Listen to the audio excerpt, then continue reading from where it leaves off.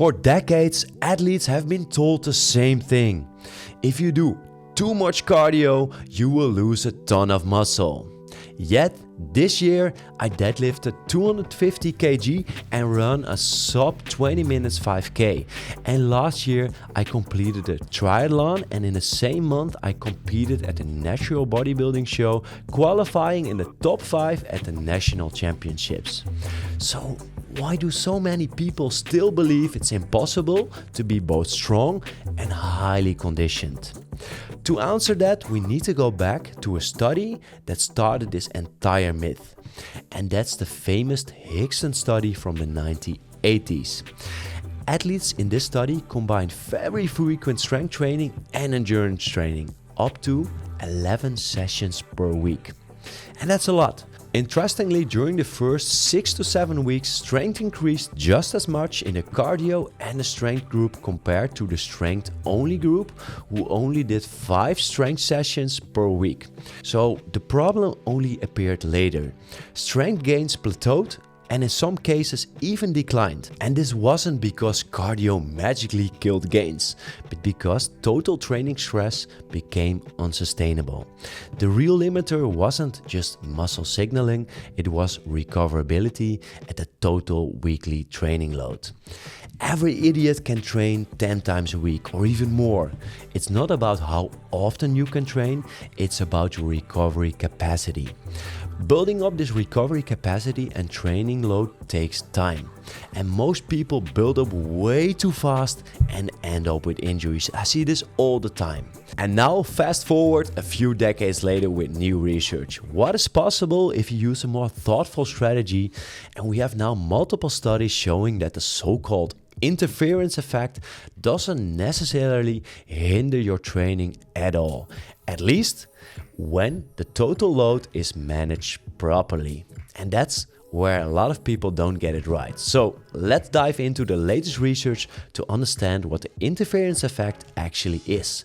And then we move on to more practical strategies to maintain your strength and muscle mass while doing both cardio and strength training. Now here is where the evidence gets interesting. A meta-analysis by Wilson and colleagues from 2012, combining 21 studies, found that while concurrent training can slightly reduce strength and power, the impact on muscle hypertrophy is minimal, especially when training volume and recovery are managed properly.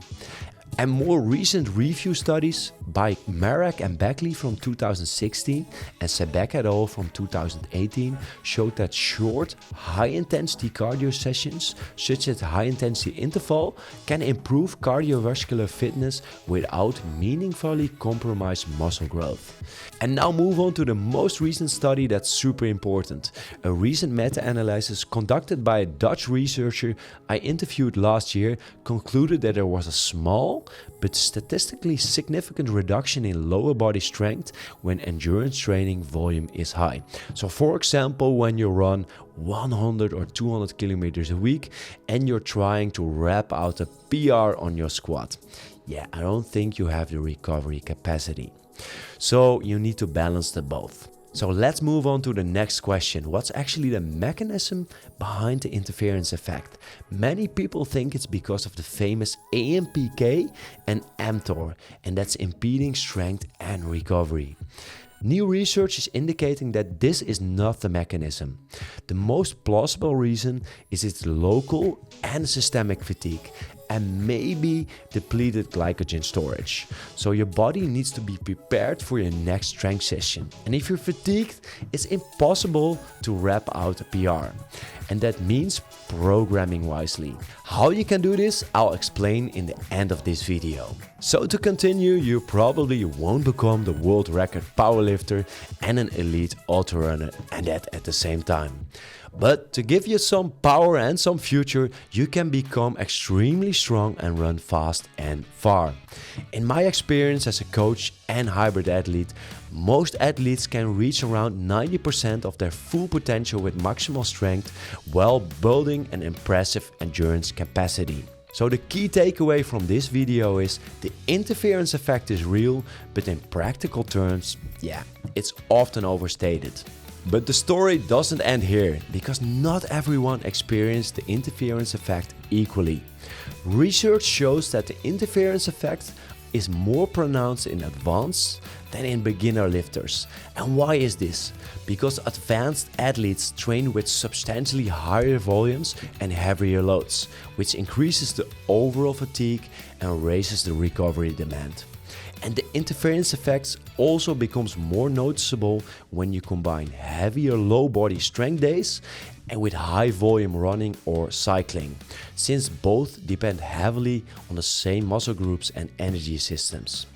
And for upper body strength training combined with lower body cardio, or when endurance training is moderate, the negative effects are much smaller.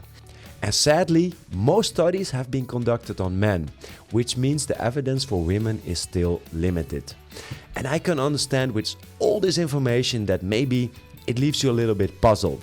Therefore, I made an ebook where I explain the best strategies for nutrition and strength and cardio while getting jacked and strong. You can download it for free in the description of this video. And I also made a new video, my next video, where I explain the 10 best tips for hybrid athletes derived from the scientific research we just discussed. Catch you in the next video, and of course, enjoy your training.